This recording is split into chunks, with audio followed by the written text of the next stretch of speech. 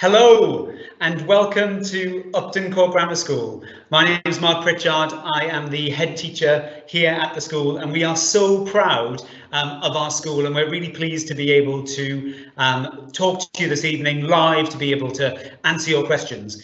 I do want to say that we have put a vast array of information on our website. So already you can see a presentation from me. It's the normal presentation I would give at Open Evening, which gives you lots of information about the school, including our unique features, information about our mission, vision and values, some information about admissions, so you can watch that at your leisure.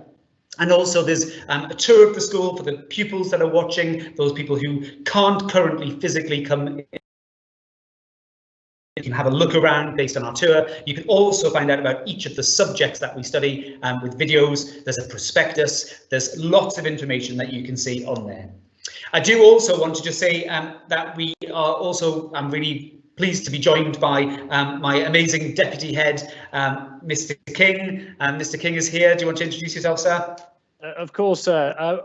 Welcome everybody. A real warm welcome to tonight's question and answer session. As Mr. Pritchard said, there really is an array of virtual activities that showcase our school. Do take the time to look through those. I am the deputy head of the school, delighted to be here, responsible for a number of things within the school, including curriculum and culture, and working really hard to ensure the best possible educational provision for our students. We have a number of questions that have already been submitted tonight, so Mr. Pritchard is going to begin with some of those, and the question and answer live event is effectively now open, so you can ask your questions in the box at the side, and then those that we will answer, we will do so as we go through the session. Back over to you, Mr. Pritchard. Thank you very much. So as I said, welcome. We are really disappointed that because of the current restrictions, because of COVID-19, we aren't able to have you on our site for Open Evening. And to be honest, and if I can be really frank, Open Evening is one of my favourite evenings of the year. We get to really showcase what's special about Upton Court Grammar School. Our students are usually here and really, will tell you all of the things that they experience themselves, and also you get to see our wonderful staff too. So I'm really sorry that you can't do that, but we do hope that all of the efforts that we've made as a school to put all of the information online for you will give you an experience of the school. And if there is an opportunity later in the year for you to visit, we'll make sure that we let parents know about it. But for the time being, because of coronavirus, that doesn't look like it's possible, certainly not for this term.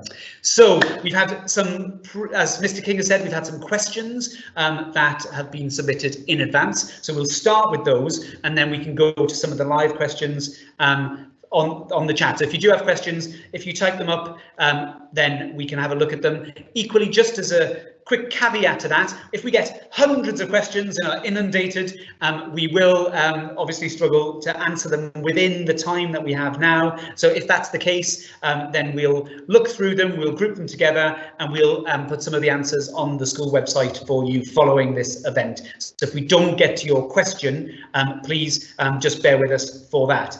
And just one other quick thing before we get started, if you have a really specific question, a question about your personal circumstances, we won't cover that live tonight with everybody. So if that's the case, then all you need to do is email us at the office at uptoncourtgrammar.org.uk website, email address, sorry. So office at uptoncourtgrammar.org.uk, and we will then endeavour to get the right person to give you the information that you specifically need.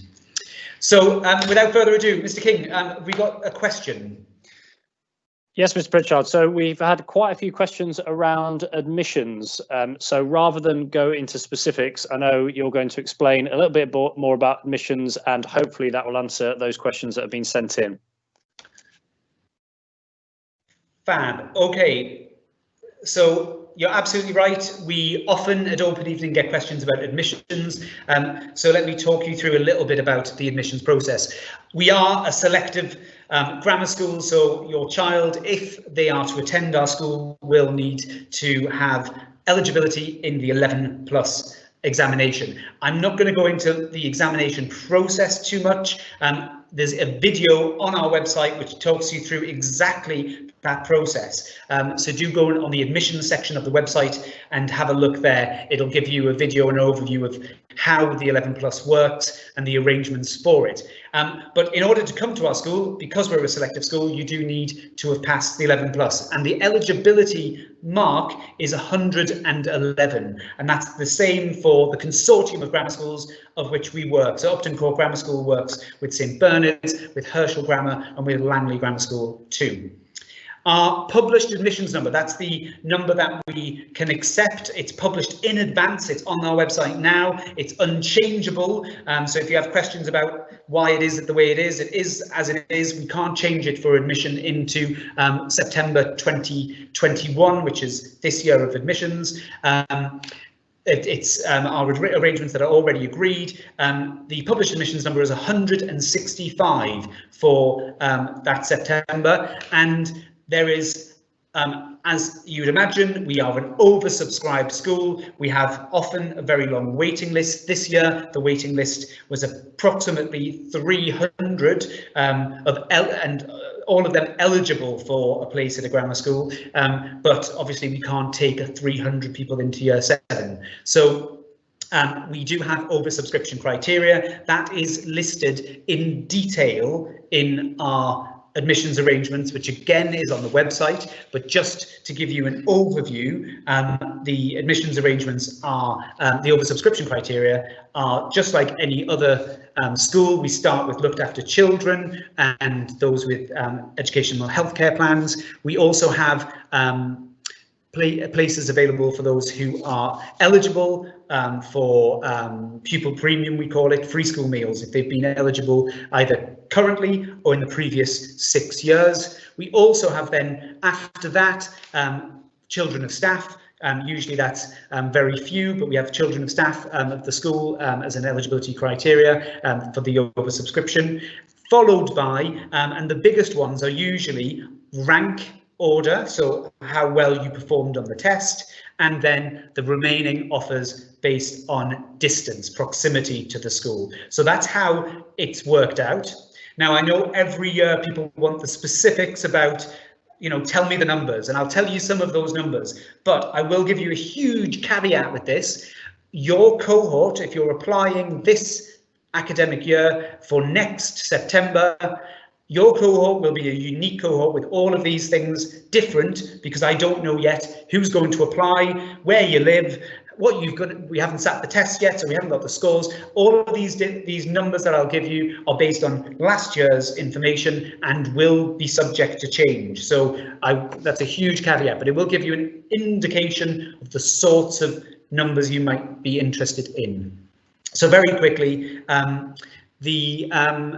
first of all, on the first 4 criteria, 1 to 4, so that's looked after children, EHCP, pupil premium, staff. We have approximately, it was actually 8.5% of the cohort were offered a place on that criteria. So you can see it's quite a small number. After that, we have, it was 58.8, almost 59% obtained a place on merit. And then, as you've seen in the admissions, that number is set. And then place last year on distance, it was 32%. So 30 and actually 32.8% exactly. So the information that you probably need, though, because all of that's going to be different for your cohort, but the indication about scores and things like that are always important. So I said before that the eligibility criteria is 111 and the 11+ test. However, often to get into Upton Court Grammar School on the rank criteria, on the highest score criteria, you do have to usually get higher than 111. Our cutoff last year was much higher than 111. So on offer day, which is in March, last year, the lowest score offered by rank at Upton Court Grammar School was 120. So you can see 120 was significantly higher than that 111 score. Obviously, that will be different depending on each year that we do the test, and how many people sit the test, etc., and how well they do. Just on that particular criteria, that with the rank score, just so you know about distance, the furthest applicant there lived 5.95 miles, 5.95 miles away.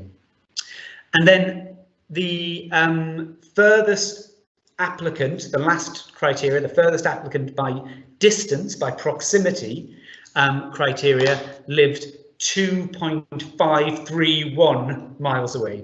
So very specifically, that was the furthest distance away from the school. So it's quite close to the school, 2.531 miles away. Obviously, that was last year. I cannot tell you what it'll be for the next September.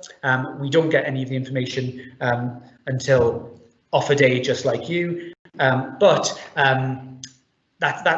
Those are the admissions arrangements for the school, and those are the key bits of information that usually parents want to know at open evening. So, Mr. King, do we have any other questions? So we do, Mr. Pritchard. We have a question around what support is available in school for mental health and against bullying and racism. There's been a number of questions around this, so I don't mind answering this one. So we have a whole school approach to mental health. We have the theme of social and emotional learning that we launched at the beginning of this academic year to really support students in the wake of having some significant amount of time away from school with their peers and their teachers. And this social emotional learning really supports students to be aware of their emotions, aware of their feelings, but more importantly, how to regulate those feelings and moving forward with and progressing with their studies. So that's our whole school approach. We have a dedicated pastoral team that support students with mental health. That includes a school counsellor, an educational psychologist. We also have a significant CPL training programme for members of staff so that they are sufficiently prepared to support all of our students with any issues with mental health. We also support mental health within our curriculum, and it's an important part of our curriculum in terms of our pastoral programme. So in tutor time, we support there as well. So an array of support for mental health, and in terms of bullying, we take absolute pride in our ethos. Our ethos is straightforward to remember. All of the information is on our website and also on the array of virtual online activities that we've had. It is aim high, be kind, be proud. And for the bullying element, we absolutely encourage our students to be kind to each other every single day. And when that doesn't happen, and when there are the rare instances of an unpleasant behaviour, we then focus on supporting students with that behaviour around restorative practice to help students understand why that behaviour's happened, but really significantly how we support students moving forward to make sure that behaviour doesn't happen again. Also, in terms of bullying, we have an extensive part of our curriculum, again focusing on our pastoral programme, where students are supported in tutor time with activities around how we be kind to each other and how we support each other. And we also have all of this information contained in our anti-bullying policy, which can be found on our website. In terms of racism, that fits in with all of that information, is of course one of the protected characteristics as part of the Equalities Act. We take it all extremely seriously, and again, proactive in nature in terms of our curriculum, reactive in terms of swift, in terms of the rare instance that has happened, and supporting students in moving forward. Ms. Pritchard, is there anything you wanted to add to that?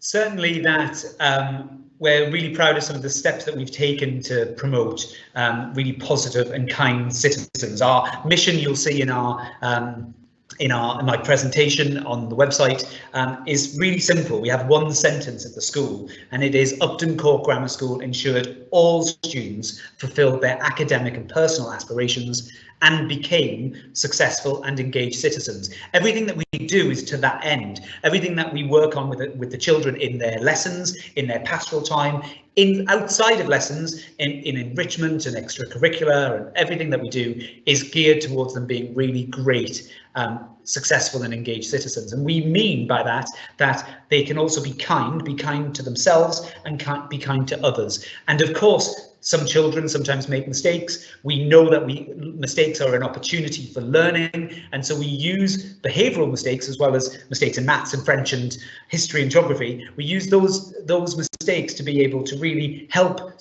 children to re-engage with their peers, re-engage with their teachers, and make sure that they are being those fantastic citizens that we know they can be. And frankly, as a school, as you'd expect, a school like ours, we do have very low behavioural issues, and we in my presentation I have said that we actively know that there are certain types of child that work really well here, and those types of children, if you're thinking, is this the right school for my child? We do look for children who are not only intelligent, but also emotionally intelligent, able to not only do really well in maths and science and history and geography and all the subjects, but also those that can self-regulate, those that can work well independently as well as part of a team, those who can take feedback and offer constructive feedback.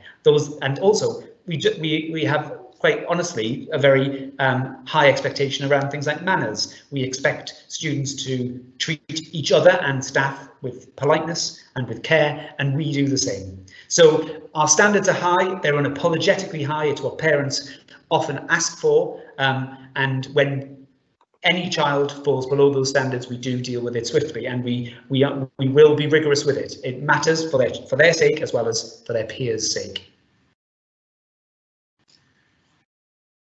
Thank you, Mr. Pritchard. So we've got a couple of other questions that are alongside a similar theme, sir. So we have, how does Upton Court stand against other grammar schools in Slough? And then related to that, what makes us different from other grammar schools in Slough? Yeah, a really good question. I'm not going to get into any sort of direct comparisons with any one school. All of the grammar schools work really well collegiately together and collaboratively, and they are my colleagues. I'm in touch with them all the time. So I think a grammar education is a privileged one, regardless of which grammar school you go to. And if you go to any of the grammar schools in Slough, you will be getting a fantastic education, and that's the first thing I would say. If you want to look at things like outcomes, if that matters to you the most, it doesn't matter as much. I think it's part of our mission. It's not the whole thing. Education isn't just about academic outcomes, and certainly if you want a school where it's simply about GCSE performance and A-level performance, then please, and I again unapologetically, please do look at other schools, because our whole mission and our vision is about, yes, those exceptional exam results, those exceptional outcomes, but also creating exceptional people, the people who will be the leaders of tomorrow and be well-rounded citizens, will have had a broad curriculum, will have experienced not just maths and science, but also drama and music and art and technology, and also that engage in things that are beyond GCSE and beyond A-level. For example, in our school, the unique offer for us in our curriculum, we have not only an academic curriculum, but we offer a super curricular offer where subjects help the children to go even more in depth with their learning beyond the classroom and beyond the rigours of the course that they might be studying at either Key Stage 3, Key Stage 4 or Key Stage 5.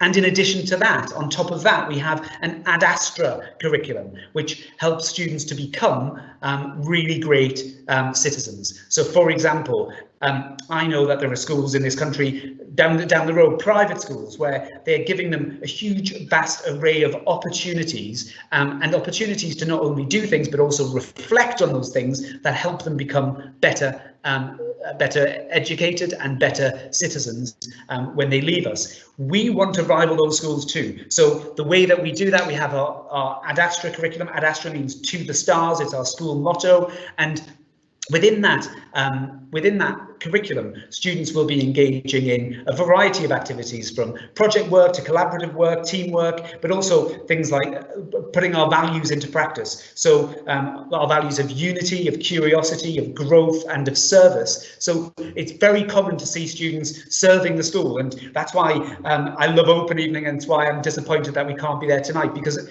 Open Evening is one of the artifacts of that service that we see in our school every day. Our students serving our school, being tour guides, showing you around, really giving you the Upton Court experience live. So I think our curriculum is a really unique offer that is potentially different from other schools. In addition, we have enrichment built into our timetable, and I know that lots of children want to engage in subjects and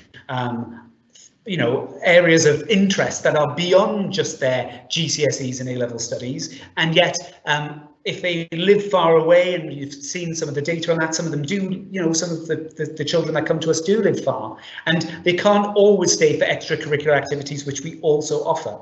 So we've planned in our timetable, throughout the standard diet that they get day to day, enrichment lessons. So during the day, they could be doing things like yoga or debate, or they could be working on the school newspaper.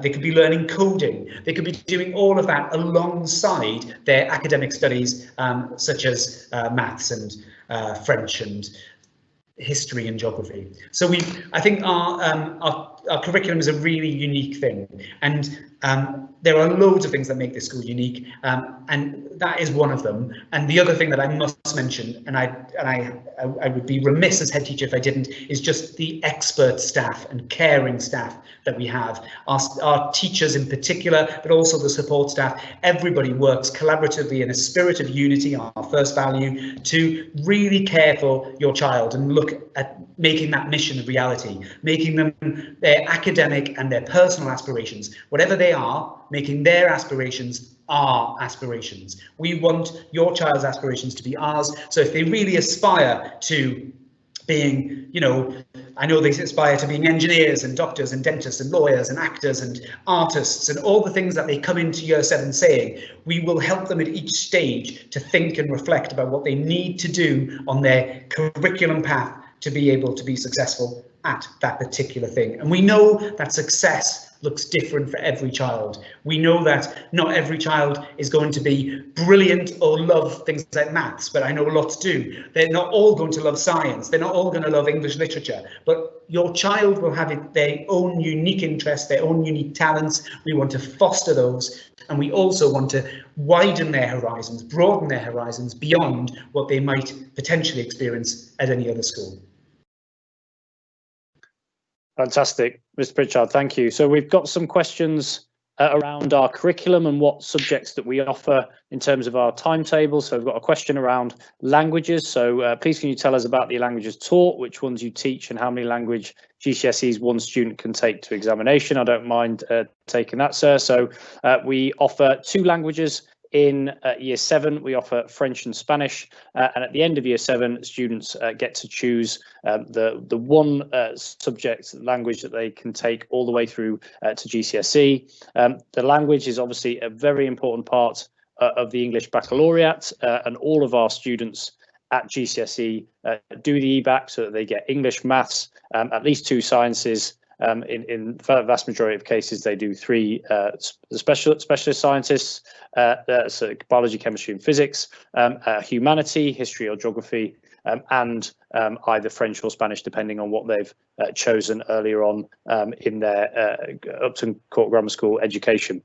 We've got other questions around the curriculum. So next year I want to study business and music. Does the school provide the facilities for these courses? So we offer business and economics at A level. So if you were to eventually stay with us, and we really hope that all of our students go through year 7 to 11 and stay with us in the sixth form, you have the opportunity to do business and economics. Absolutely, we have the opportunity to do music. We're really proud of the music part of our curriculum, and students will do music in year 7 and year 8 and get the option to choose throughout from Gcse from year 9 to year 11. We do have a collaboration with our neighbouring grammar school, St Bernard's, which we're really proud of, that actually adds breadth and depth to our curriculum, and we offer A-level music as per that collaboration. There is another, sticking on the topic of music, there's questions around what provisions do you have for continuity of musical instrument progression, and what groups, orchestras exist and is widely adopted by students. We have regular peripatetic lessons that offer a wide variety of musical instruments. We have an orchestra. We have one main musical performance each year, which is a fantastic success. We did Chicago last academic year, which was brilliant. So a wide variety of things to really support the arts development and arts progression for our students, not just the academic subjects. So is there anything else you wanted to add on curriculum? Well, certainly on just what you were just saying about the performing arts, they're some of the things that I really care very much about. Not only do we encourage all of our students and have opportunities for our students to go to the theatre when they're open, and hopefully they'll be back open soon. We want them to experience what it's really like to see live theatre, but also we want them to be part of the shows that Mr. King has just mentioned. But also, in addition to that, we have a performing arts showcase. Not often we do one, well, we do 2 a year usually. And the summer one, for example, we did it virtually rather than face to face, because we weren't able to bring everyone together, but it was fantastic. And one of the best things about it is how eclectic the music choices are. So we have people playing piano and violin and singing and playing guitar, and we have, you know, music genuinely from, you know, Beethoven and Bach to Guns N' Roses and modern pop. It's really fantastic to see students' interests in music being fostered and being brought to life. And those evenings are really fantastic events that we invite parents to. And we hope that if your child is a musician, that they continue their musical interest with us, that they get opportunities to play and perform. I think that's really important, not only in the school day, things like assemblies, but also outside of school for, you know, more showcase type performances. So we've got a number of things that we plan every year, and we're always interested in broadening that offer too. What else have we got, Mr. King, in terms of questions? Fantastic. So we've got one question around how long you've been headmaster, and what would you say are the main changes that you've implemented in your time at school, sir? So thank you for that question. So I have been the head teacher here. This is my 4th September as head teacher, but I do have a long and reasonably complex history with our school, as actually a lot of our staff do. I was a teacher here for 9 years. And I left. I was on the senior leadership team when I left. I left to become to work in central London. I was a head teacher in central London before coming back to Upton. I couldn't resist coming back because genuinely I do love this school. I love our students. They're intelligent. They've got charisma. They've got personality. They are, you know, they're incredibly clever, but at the same time, they are well-rounded human beings, and that's what we want for them. And so when I was offered the opportunity to return as head, I couldn't turn it down. So that was now 4 years ago, and I think probably the main changes, we've looked at lots of things. We've changed our curriculum offer in terms of the outline that I just gave you around the academic, the super curricular, the Astra Curricular, and the enrichment and extracurricular provision. We've also, while I've worked with Mr. King, for example, on our culture policy and making sure that we have a really great student culture in the school. We've also looked very carefully at staff professional development and making sure that they get expert training to be able to deliver state-of-the-art pedagogy and deliver really fantastic learning opportunities for students. And not only that, but we've also done huge amounts as a school.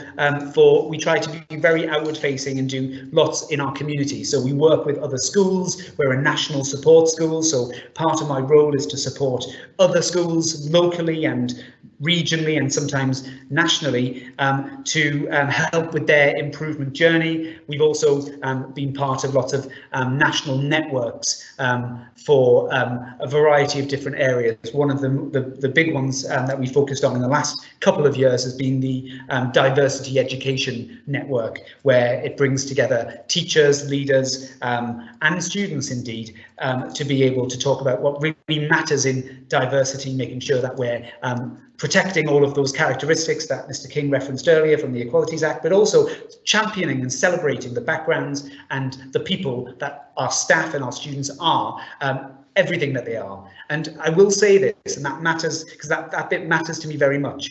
Once you're part of our school, once you're offered a place and you accept that place, no matter what your test score in the 11 plus, no matter where you live, no matter what your background, you will be accepted as part of our Upton Court Grammar School family. And we will genuinely, I make the commitment as head, to really care for your child, to make sure that we foster their ambition and their aspirations, and we work together in partnership. And I said this in my presentation, and I mean it wholeheartedly.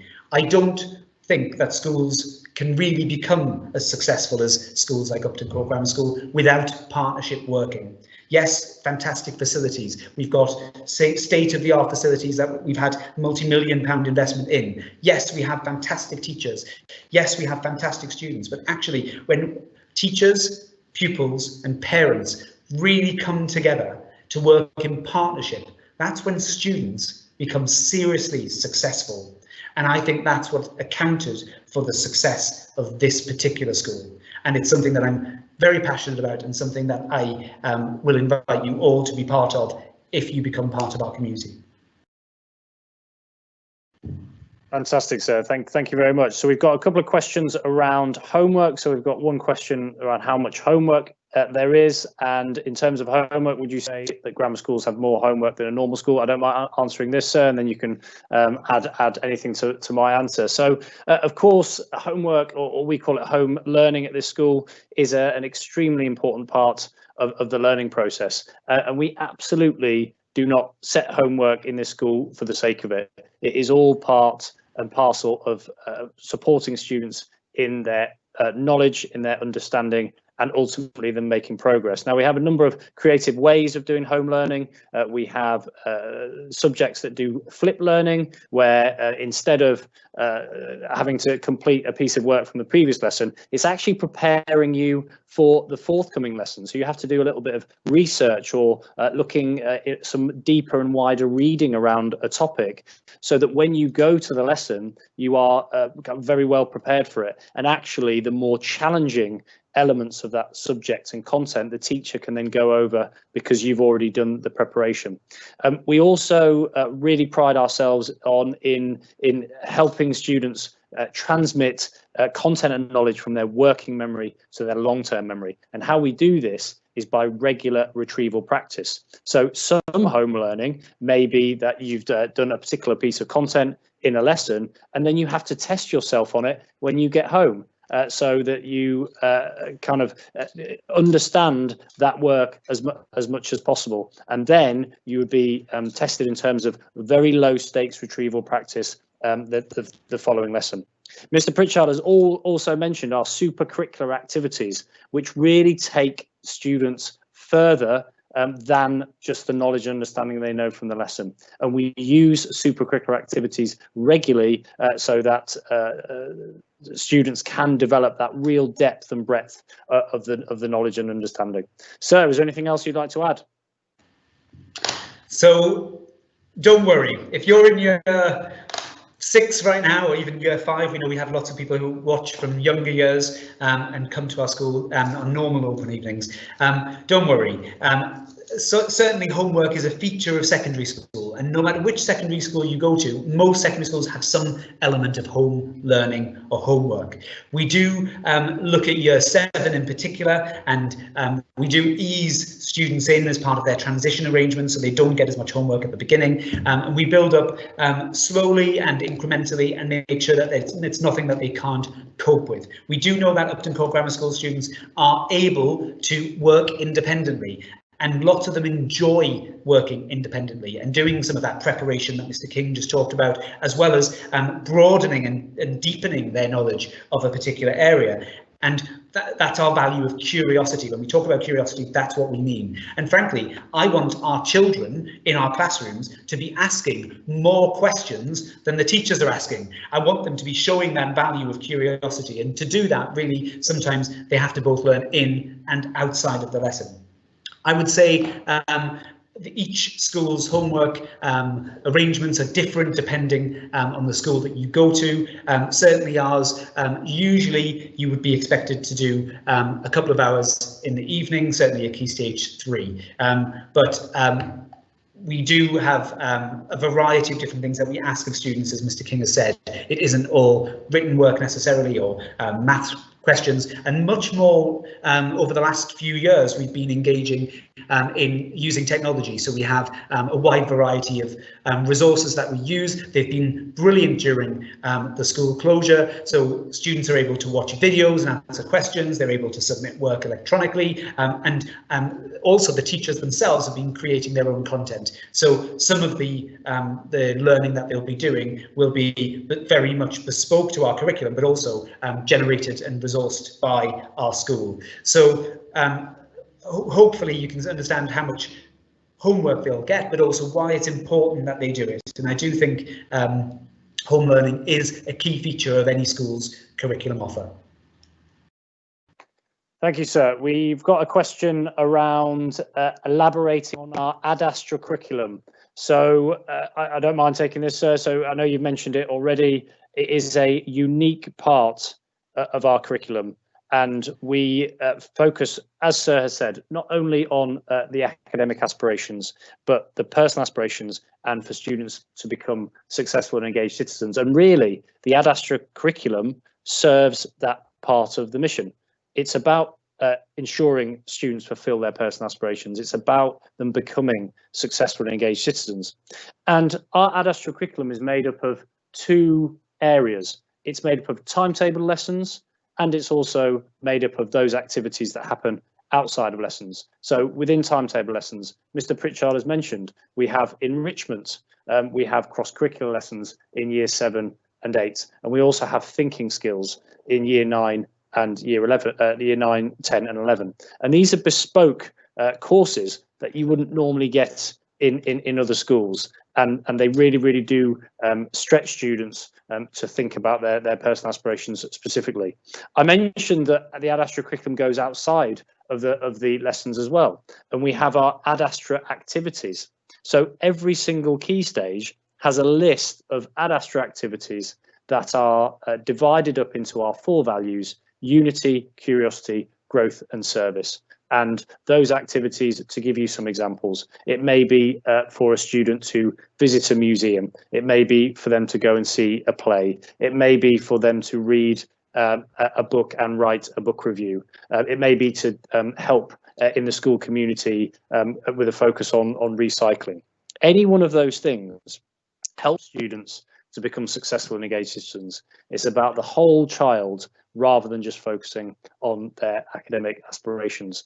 And once those Astra activities have been completed, it's not just about completing them, it's about what learning students have gained from them. So they've got the opportunity, and we've got a whole process, a system set up where students then feed back to themselves, their form tutors, about the learning they've gained as part of their Astra activity. So a really comprehensive part of our curriculum, a vital part, and one that we are very proud of. Okay, sir, another couple of questions. We've got a few questions around students and university places. So how many students are accepted to kind of Russell universities, Oxford and Cambridge universities, questions around which universities our students from sixth form then go on to. Are you happy to answer that? Of course, yeah. So what I would say, just to get, if you want all of the real detail, I've actually mentioned and listed some of those on my presentation that you'll get, that is on the school website.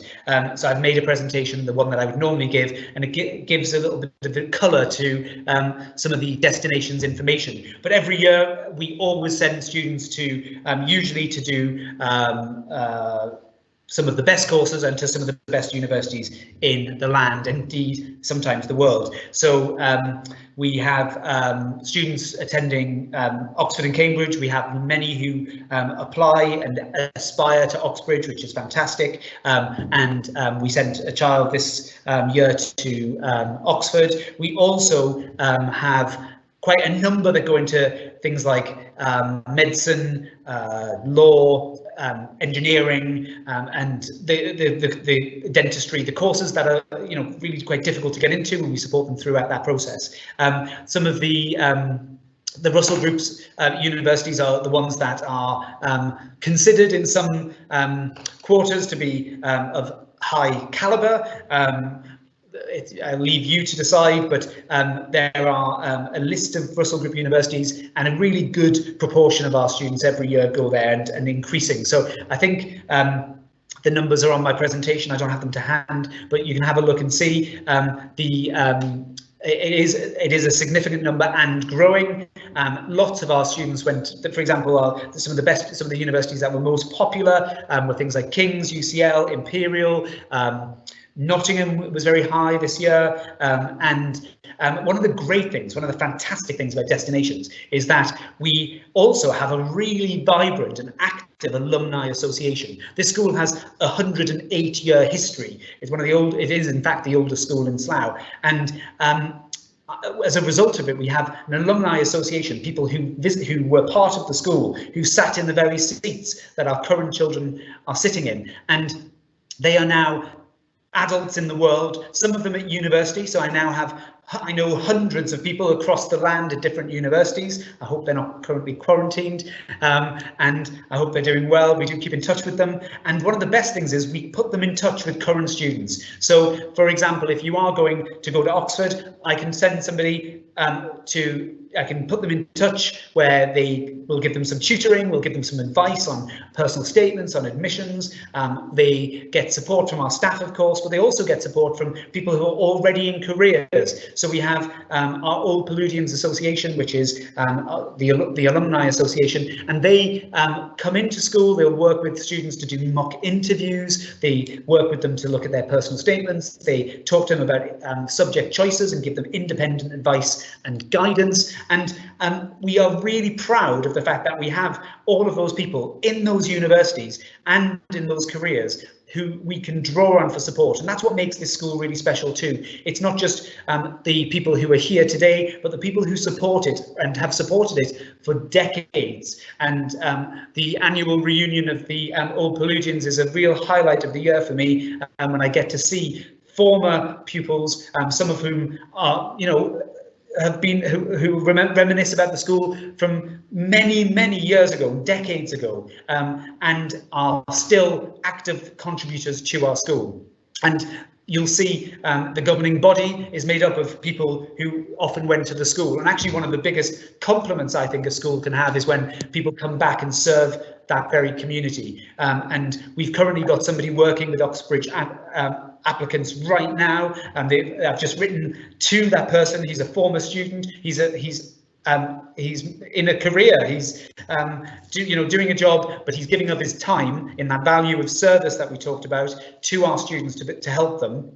But equally, as I said, our governing body is made up of former students, and we even have some staff who are now real adults and have children, etc., but have come back to the school to be teachers, and that is fantastic too. So it is a real, although the school is a grammar school and therefore does have students from not just Slough but all over the area, we do have a real sense of community, a real sense of pride. That be proud that Mr. King talked about is real, and it also persists. It doesn't stop when you leave. And I often, in some way or another, have over 100 interactions or visits or connections with alumni, former students every year who support us in our school. And I think that's one of the best things about destinations.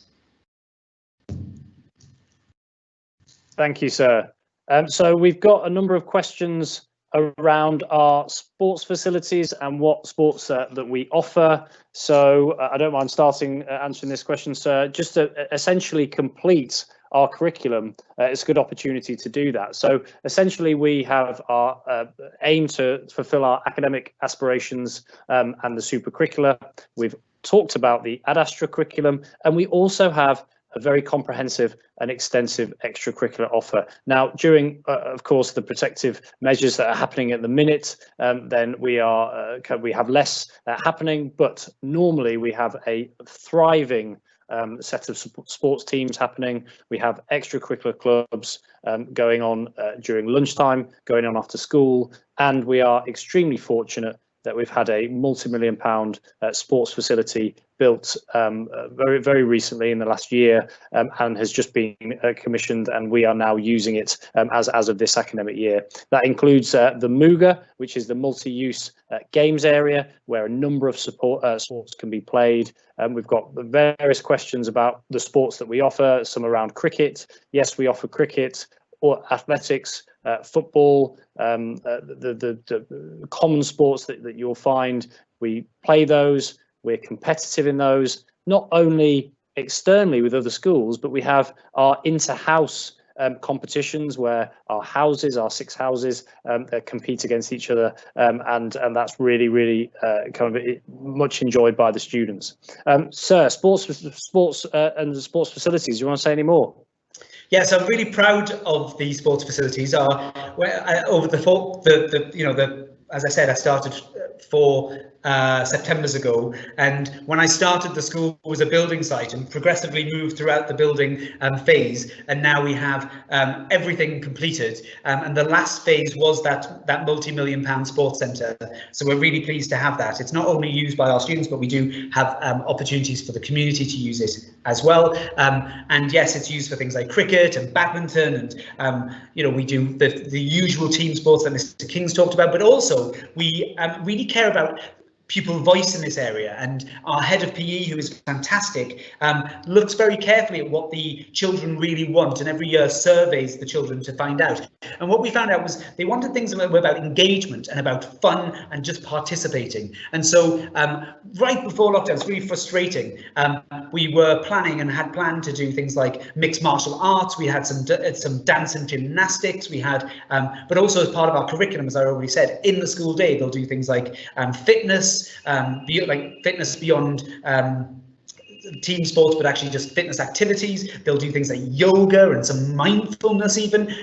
There's a real connection in our curriculum between well-being as a whole and how that influences, for example, your physical engagement, as well as your, academic and, stimulating academic environment, as well as, of course, the personal development that we already talked at length about. So sport and activities, physical activities, are really important to us. We model it with our children too. Lots of our staff engage in staff sports as well, and I would consider us to be a very active school, and we're really pleased to be competitive with other local schools as well. And the highlight of the year is always Sports Day, that we go to Thames Valley Stadium and we go and take part in a real sports day with real athletics, with all the activities. It's an inter-house day. It's always really fun, and I always get the privilege of announcing who wins the House Cup at the end of that day, to much applause and much excitement. So that's a real feature of our school, which we love. Thank you, sir. So we've got around about 5 minutes left of questions. So I've just got a couple that we'd like to answer here. So first of all, we've got, do you provide challenging work for very able students and gifted students? And if yes, exactly what does the school push these students further. So I don't mind starting with that. Absolutely, we, of course, in terms of the academic intake, have students of higher ability that are kind of completing their education with us. We absolutely teach to the top in terms of our educational provision. So it's about pitching to the right level, and we prefer to pitch to the very high level so that we can then scaffold down and help and support all students with their education. Those students that are identified as more able, we provide extensive CPDL and training for our members of staff who can support them we support them with their pedagogy and their ability to really stretch those students. We communicate regularly with parents on this. And there are other things like more able projects that would work cross-trust that students can really get involved in. So there are a number of different things that we do, and absolutely we do stretch those students to the very top. Sir? Absolutely, and I think one of the key things about stretch and challenge is also about breadth. So our curriculum breadth, as Mr. King's already talked about, some schools don't do this, and when you look on, you can look at, by the way, all of the data that you might want from this about schools can be found on the DFE website. You can compare schools. You can look at the progress made in one school versus another.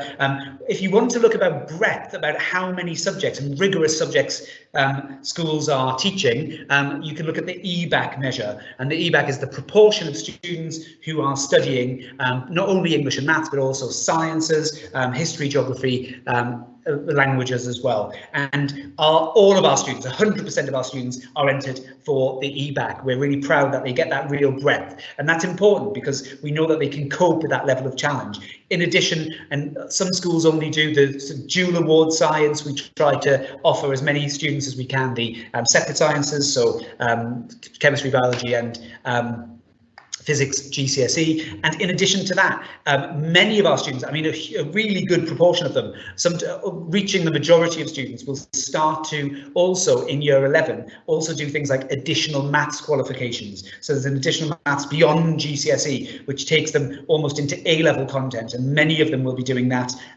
in year 11. Some of them start that work even in year 10. And not only that, but in all of our subjects, as Mr. King has said, we plan our curriculum so that it can meet the Upton Court Grammar School standard, and that standard is pitched at A star. It's pitched at grade 8 GCSE. So all of our lessons, all the way from year 7 all the way up, is pitched at that. And our average grade, we did that because our average grade in our school, if you look on the data, will be somewhere between a 7 and an 8 approximately. So we're pitching it to grade 8, which is A star. Many of our students, and I mean a lot of them, get 9s, which is the new A star grade, and some of them just get strings of 9s, which is fantastic. But the majority of our entries, the majority of our children will get nothing less than a grade A, a 7, as it is in new money. And you'd expect that of a grammar school. So therefore, in order to get those grades, to get those highest grades, 7, 8 and 9, you do really need to be teaching to the top. You need to be doing all the things that we're doing as a package, not only expert teaching in the room, not only challenging within classrooms for every individual subject, but also through, as we've already talked about, the home learning, the super curricular, the Astra Curricular, and the fun that comes through enrichment and extracurricular provision too. We don't want school, and I want to make sure that this point is made really clearly, that we don't want this school to just be about examination outcomes. It is, we have got fantastic outcomes. I wouldn't be doing my job as head teacher if I didn't sing the praises of the school and the students in particular who got those results. But that's not all they get at our school. They get a huge breadth of experience. They get a huge breadth of opportunity to become really great people, and that's what we're focused on. Not only when teaching them maths, but we're also teaching them about themselves. We're teaching them about how to emotionally regulate, how to socially interact. We're teaching them those things through their subjects and outside of their subjects. And we've made that vision really clear. It's what I've worked on for years at this school, and it's really embedded. And it is something that I think is really unique to our offer, and something that's unique when you meet our children. You can see I talked about having a conference with leaders and teachers from all over the country coming to visit our school, and our students hosted that conference, and every single delegate at that conference was blown away by our children. They were blown away because they said, even so simple things like they look you in the eye, they make polite conversation, they know how to engage in an adult in a mature way, and those things don't happen by chance. They happen because of parents and what you teach them at home, but they also happen because of what we teach them at school and reinforce in school. And if and when you meet our children, you will see exactly those characteristics, and you'll see those values of unity, of curiosity, of growth, and that hard work of growth and service really embodied in all of our student population. Thank you, sir. So we're around 4 minutes from the end of this session. There is just one more really quick question that I just want to cover. I'm sorry that we haven't been able to answer all the questions. We've got a fantastic set of questions and response tonight, so thank you so much for taking the time to ask your questions. The final question is, what is the pastoral care provision like for new Year 7s? So very quickly, in terms of what you will receive as a new Year 7, that starts way before you even arrive. So in Year 6, there is a comprehensive transition programme. This year, due to the school closure, we've had